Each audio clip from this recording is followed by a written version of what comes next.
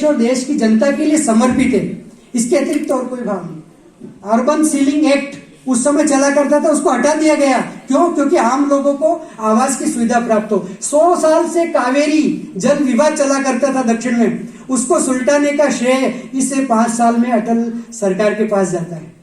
वैज्ञानिक पटल पर जो हमने विशिष्ट उपलब्धि की, वैज्ञानिक दृष्टिकोण को बढ़ाया, उसके बारे में हम सबको पता है।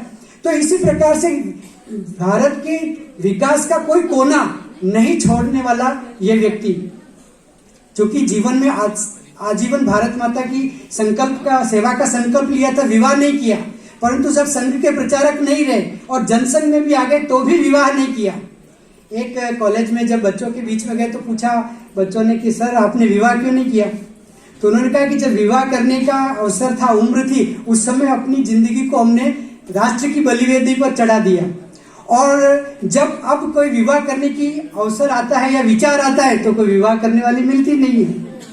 तो ऐसे जब गुलछर्रे उड़ाते हुए बच्चों के साथ जब बाहर जा रहे थे तो उस बच्चे के पास से जब गुजरे तब उसको वापस छेड़ते हुए अटल जी कहते हैं, याद रखना अगर कोई मिल जाए तो मेरे को याद करना मत भूलना।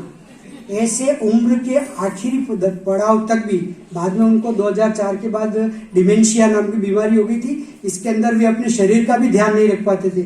ऐसी विषम परिस्थिति को झेलते झेलते 16 अगस्त 2018 को आपका अंतिम प्रयाण होता है। जीवन के अंदर कभी हार नहीं मानने वाले, जहां पर कुछ मिलने वाला नहीं है, केवल संघर्ष करना समाज के लिए, राष्ट्र की बलिवेदी के लिए, ऐसा संकल्प लेकर अपने संपूर्ण जीवन को जीने वाले एक अप्रतिम दूरदर्शी योद्धा अटल बिहारी वाजपेयी। उन्हीं की पंक्ति जो अभी बोली गई थी, टूटे हुए सपनों की कौन सुने सिसकी, अंतर की चिर व्यथा पलकों पर छिटकी, हार नहीं मानूंगा, रार नहीं ठानूंगा।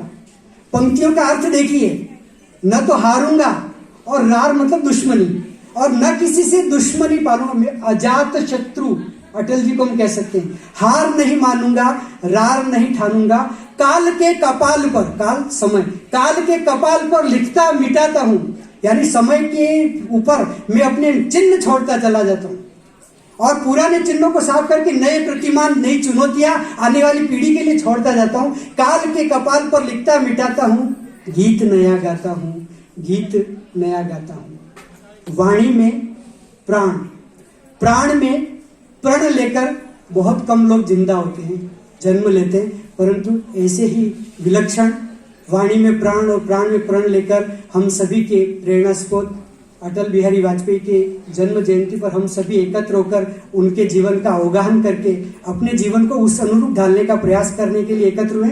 आप सभी को आज की इस जयंती पर्व पर पुनः बहुत बहुत साधुवाद।